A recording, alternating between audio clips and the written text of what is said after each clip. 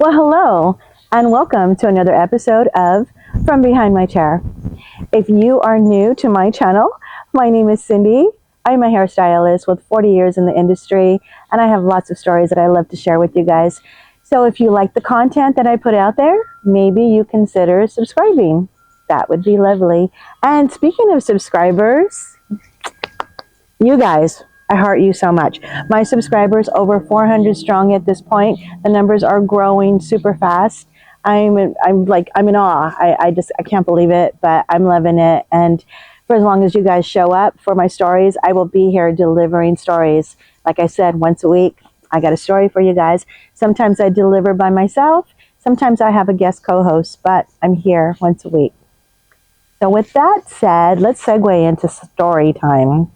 I just want to say, last week when I filmed with Erica Harding, if you saw last week's episode, that was a fun one. It was our architecture salon. We touched a little bit on Bridezillas, and I was like, oh, that's a good one.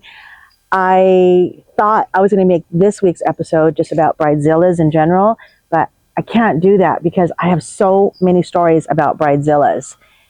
So today I picked one story. This is a good one. So sit tight, get comfortable. Here we go, people. This story is about 2 decades old, and this particular client, I had been doing her hair probably for about 10 years at that point. She had dated a lot of guys, and she found her rich guy. So, of course, I'm going to do the hair. This is my client already. We prepare for the wedding day. We have a plan.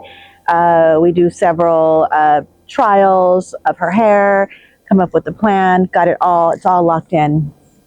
Wedding day, I show up. It's a beautiful beach venue.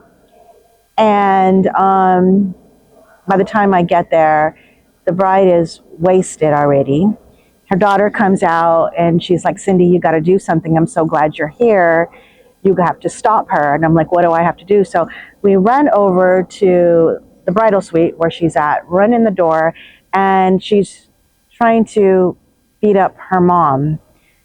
So she had been drinking the whole entire day, and she didn't have the greatest relationship with her mom, but her mom was there to help out. This is a big day.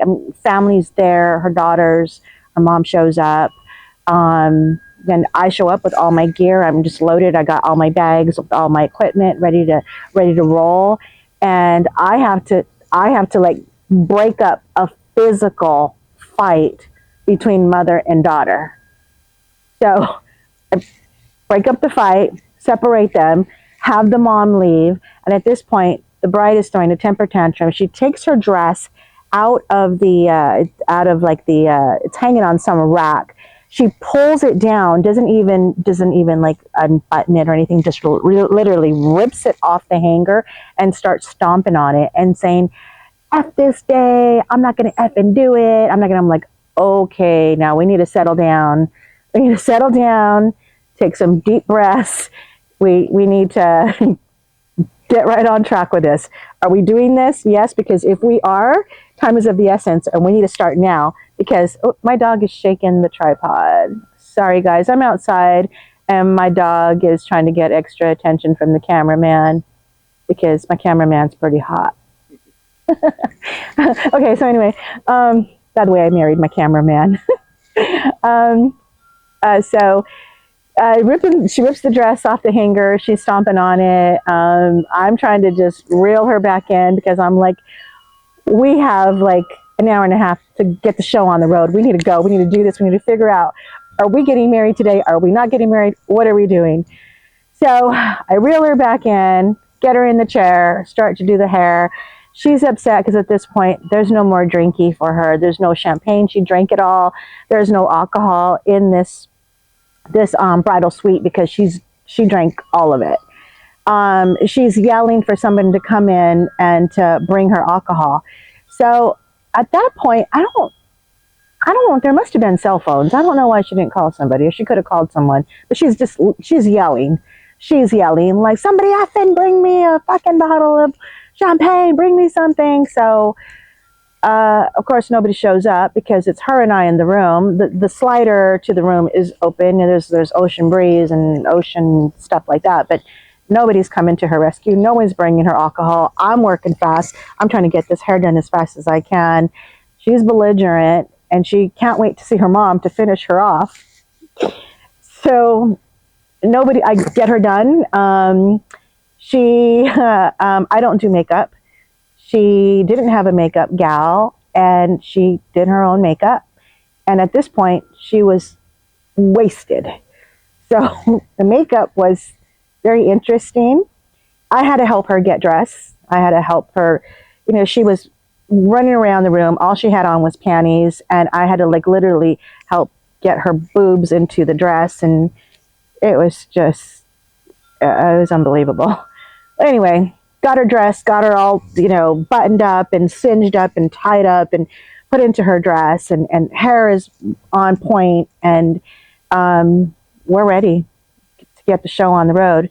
So because this is my client, and she'd been my client for many years, of course I'm invited to the wedding, so I have a seat. So I get her out there, make sure that her daughters get her, and her fiance is waiting up there, and we're getting ready to just go, showtime. Let's go. Let's get her out there.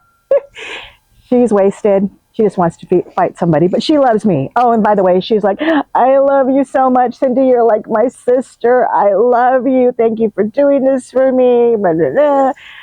And but all the while, in between, throwing in threats of what she's going to do to her mother once she gets out there on site, because she's not through with her mom.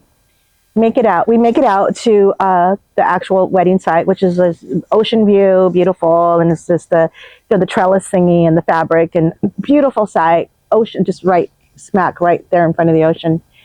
And so she's walking down the aisle, and as she's walking down the aisle, she's got that drunk kind of like, and she's got this smirk, and she just kind of has this look about her, like a wasted look. And I'm like, not a pretty moment for her to look back on. I mean, I wouldn't think, with your photographer catching all these moments, and she's just like, has this like drunk swagger as she's walking down the aisle, and she's like, like, hey, pointing at people as she's going through, like, hey, so-and-so's here, like, hey, whatever.